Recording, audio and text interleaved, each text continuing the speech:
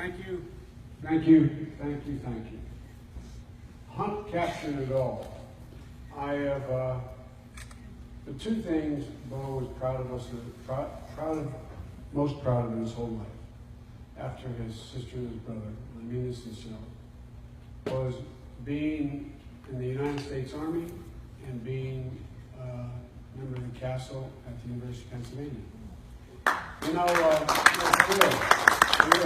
was a joke because the truth was that I never pledged and Hunt never pledged, and Beau kind of approached it, sort of around. He said, "We just call it the castle, Dad," as if it wasn't a fraternity. But the thing that I enjoyed most about all of you is when Beau would come home on Sundays and bring his laundry home, he brought a lot of you home. And we'd sit around that big old kitchen table we have with 5 or 6 of you, and I'd answer questions and ask you questions. We'd talk for the better part of a couple hours. And it was a great, great, great gift that you all gave me as a father. My dad used to have an expression, I mean it sincerely, Joe and others who know me well know it to be true. He'd say, you know you're a success as a father, and you turn and look at your children, and you realize they turned out better than you.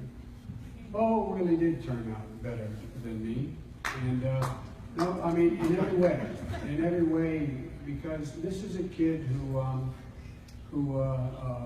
was so proud of going to Penn.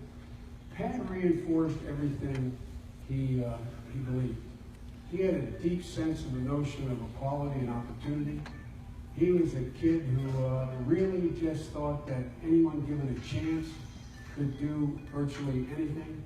He had an overwhelming belief in the instinct of average Americans given a shot to be able to do the best shot possible. He thought he could have was in Penn. I'm not going to mention the other Ivy League school that he almost went to, that I was pushing him to go to. I took him to this particular school, and it was a beautiful school, one of your rivals, and I was making a case for it. And because fathers and mothers tend to take their children to schools that if they had to do it over again, they might go to. And then he didn't have any interest. And then I said, well, how about Penn? We ought to go see Penn. And he said, no, Dad, I don't want to go to Penn. I don't want to do it. And he started talking about other schools. And that summer, in his senior year, going to his senior year, Chris knows the story. He worked for a law firm in town as just a, go get the coffee kid. And they were moving their offices, so he helped move the library. It was a big law firm. And he met a young man who had gone to Penn, was a Rhodes Scholar, and talked Beau into wanting to see Penn.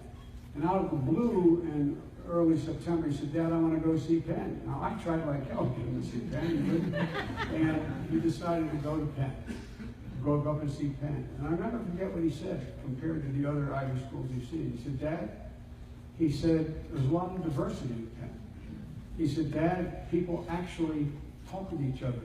Everybody seems to interact. He said, Dad, I think that's where I want to go. And he never, ever regretted the decision he made because it was reinforced everything that he believed. It was all about opportunity. It was all about equality. It was all about friendship and loyalty. You all are an example of that. The Bidens, my mother used to have an expression. She said, Joe, remember, you're defined by your courage. You're redeemed by your loyalty. You're defined by your courage. And you're redeemed by your loyalty. You all have been so incredibly loyal. You've been so incredibly loyal to our Beau, as Hunter said better than I can, as he was to you. And so, tonight bears witness to Beau's sense of who you all were. Here you all gathered, you have important things to do, you're successful women and men, and you're here tonight giving up a night and writing checks to make sure that somebody like Beau with Beau's dreams and without the financial wherewithal to get to this great university is going to be able to go. That's the thing that he would have liked more than anything anybody could do in his memory.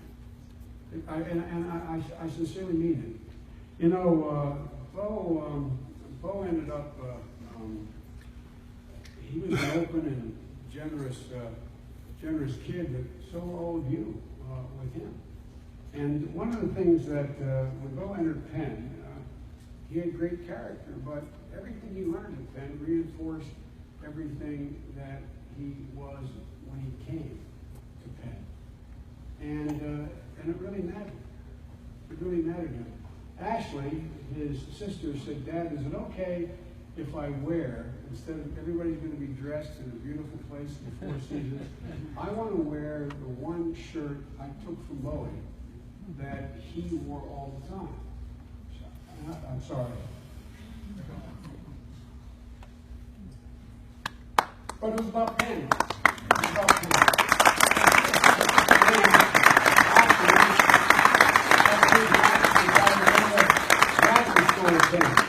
I think Beau was prouder of Ashley graduating from the School of Social Work there than anything else, and her grade point was probably twice his. But he was incredibly proud of it.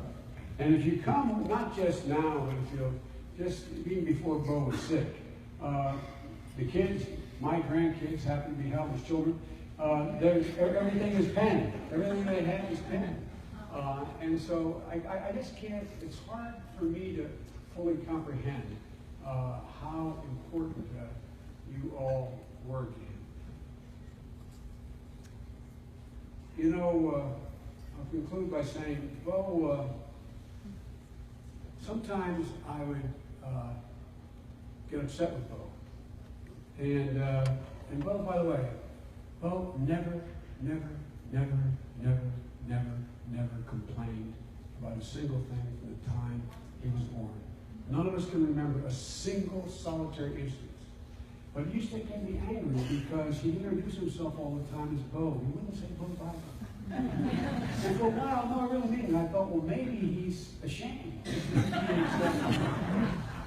When I went to visit Beau, I was in and out of Iraq 26 times of my career so far. And when Beau overlapped 4 of those visits. And when the first time I saw Beau had his name tag across, it was Beau Russell. He went to the commanding general, asked permission that he not have the name Biden on it because he didn't want to be treated differently than anyone else, not just in his unit, but in the entire United States military station in Iraq. When we were elected vice president, he would have an opportunity to come home for the inauguration, and he would not do it. He would not come home until his commanding general ordered him to come home, and Beau said to him, "It's the God's truth. Only circumstance you do it if you got to sign in the Pentagon for those 5 days." So he'd come home. He was with us at the inauguration, but then he left to go back to the Pentagon. His sense of duty was deep and it was real. And you know, all of you recognize that and you returned it in ways that are pretty remarkable. You know, to paraphrase poem Invictus, it matters not how straight the gate, how charged with punishment the stroll. Beau was the master of his fate.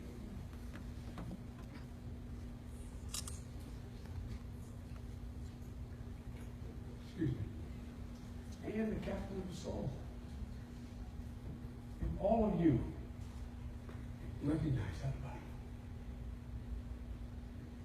And those of you who are now parents know there is no greater gift mother or father can receive than to have your children's peers look at your son or daughter and recognize in them what you see.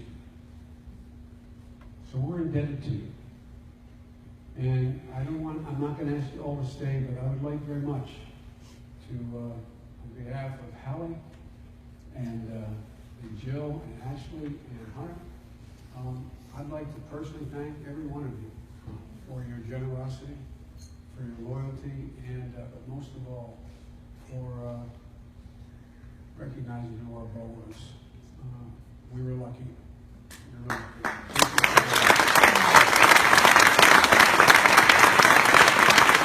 By the way, the last of the Bidens, her actual name is Owen, but she's my sister, she's my best friend, my closest friend in my life, managed all my campaigns, and early on helped raise Beau, and I want to turn it over and ask my sister Valerie Biden Owens to close this.